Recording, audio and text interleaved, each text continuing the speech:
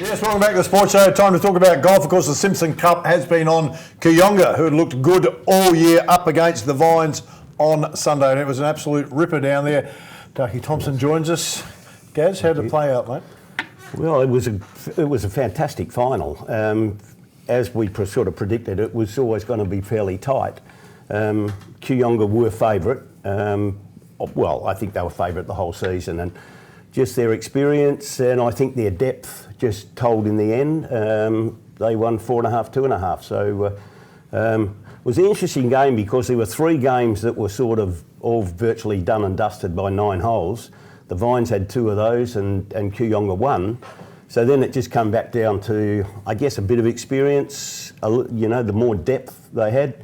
And they picked up 3 of those, you know, tight games. So that was all they needed. Sometimes in the Simpson Cup you see some big shots, you see a hole in one. We saw an albatross on the weekend. Albatross, yeah. Will Summerfield from Kooyonga hold his second on the par 5, the 5th. And also, like the third hole, Freddie Castle, who was playing number 4 for them, he had a 3-iron. It was our third hole. It was into the wind. Brutal. Playing 210 metres. He had a 3-iron inside a foot. Just an incredible shot. You know, there was some like fantastic shots played. Some serious quality golf because it was cold, windy conditions. You know, it was a great end to a tight season, but Kooyonga proved too good. Mate, I want to ask the bloke sitting next to you about this guy Curtin, mate. They reckon he's got a pretty good game, so I won't ask him because we've got a biased opinion. It's hard when you're a dad to say how well your son's played. So how did you rate his performance on Sunday? He was fantastic. I mean, Frank Vucic is probably rated the number 2 amateur in South Australia to Jack Buchanan, who we had on a few weeks ago. And I like to beat him 7-6 was a serious game. You know, every time you looked at him, he was in the middle of the fairway, on the green, holding putts. He did everything you could have asked of him. To win, you don't beat really good players that easily. Now, Frank must have had a little nervy day, but Alex just played superb. And so he did his job. You know, they just couldn't get the extra one over the line. So I want to ask you that KG question, mate, the one you always ask, and you've worked with KG. As a dad, as a dad, mate, you're walking the course with him. What's going through your mind? And we've talked about him off air, and you've said he's played some great golf this season. Were you surprised at how well he played the course? Well, surprised because Frank Vucic is a great player. And in the earlier minor round, they played Kooyonga at Glenelg. It was the same game virtually. So, and Frank beat Alex 6-4. So that's a caning 6-4. So it was expected that Frank, even the press said, you know, they're going to be ably led by Frank Vucic and whatever. Well, that's fine, but I think the finals are a different game. It's like a grand final of footy. It's not like a round 3. This is where you've got to perform. And could Alex go on from that? I was very proud of him. You know, sometimes the players that perform well under pressure often is the one you say, gee, this guy could really go on. Well, I'll ask you first. If he was committed to it with what you saw on the weekend, the way he's played this season, and we've all talked about Frank, what a great player he is. Yes, yeah. Have you seen enough where you said if he was prepared to make these commitments, this kid's a talent? Yeah, it would take a lot of work for him. I mean, there's no question he's still got fantastic ability. I mean, he was a talent back about 10 years ago, so everybody knows that he can really play.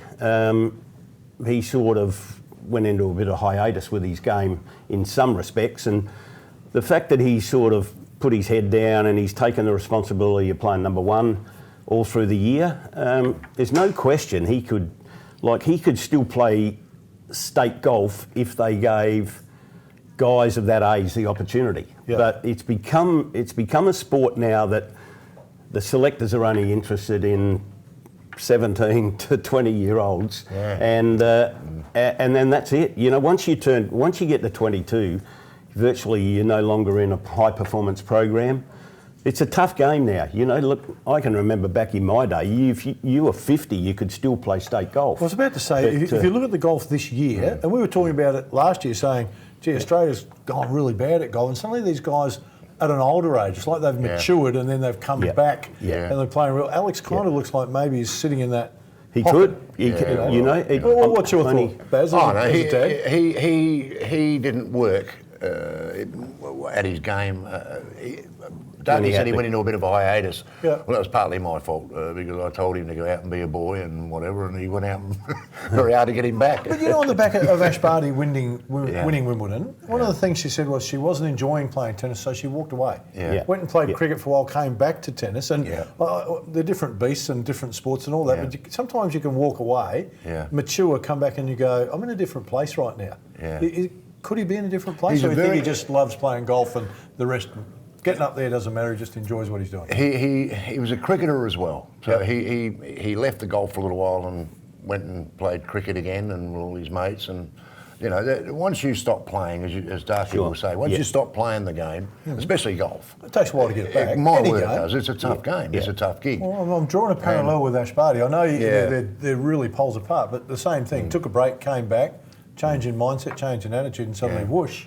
Well, now, I think he's surprised. Alex's break's been longer, but could the same thing occur? I think he surprised Frank Vucic on the weekend. I think that's what happened on Sunday. I think he gave him a bit of a surprise. He got in front early, and then went on a blitz, and before you know it, and it's quite seriously, before you knew it, the game was over. Yeah. It only got to 12, and the game was shot to bits. And I think it shocked a lot of people, but I don't think it shocked Alex. I think Alex knew. Alex said to me the night before that I'm not concerned about the people and the cameras and I'm not because I've been there before. I'm not sure he has. Well, you know, he was confident going in, and as it turned out, he won, and he won comfortably. The thing that I was really pleased with was that game nearly came down to that 15-year-old kid playing number 2 for the Vines. It had. One of the players were going down the 19th hole in a playoff.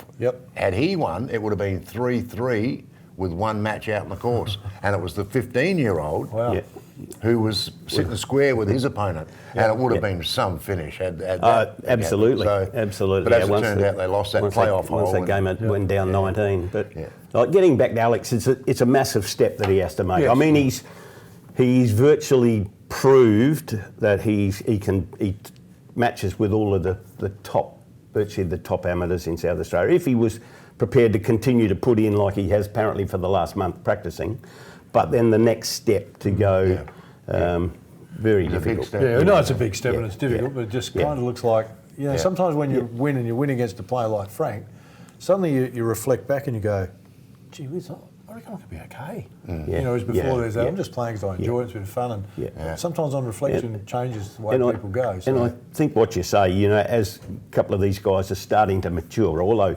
Minwoo Lee's only 22, I mean, that was just outstanding. He's his result on the weekend. Scottish Open. Yeah, 1.7 mil. 1.7 Australian. Maybe we could mention that to Alex. That might, on reflection, that'll get me going. Don't worry, mate. Stop bringing home the chickens. I don't want any more chickens. But Minwoo Lee, mate, 1.7 million. We must mention that because not so much the 1.7, but he's another Australian who's had a win and on the big tour. And he's got himself a spot in the British Open. Well, and that is just amazing. An amazing 3 weeks with the Aussie golf. It's been fantastic. Hey, wrapping it up, Gaz, how have you seen the Simpson Cup? How's it been? Well, we sort of predicted at the start of the year it was going to be really tight. There was, I don't know, since COVID, and there's, you know, like guys that have still got caught in America at college, and there were a few sides that were affected with that. And it was virtually a toss of a coin for, you know, our game with the Vines. The Vines with Kooyonga, it was that close. It's been a fantastic season. It has been a really great tight. You know, it's been. We made predictions that Kooyonga would win it at the start of the year because I think their depth was better than anyone else's, and it just proved that way. Well, if we had known that, we could have gambled responsibly, mate. Good time to give it to us afterwards. Well done to Kooyonga. Terrific result by them in the Simpson Cup. Stay with us. Still plenty to come on the show.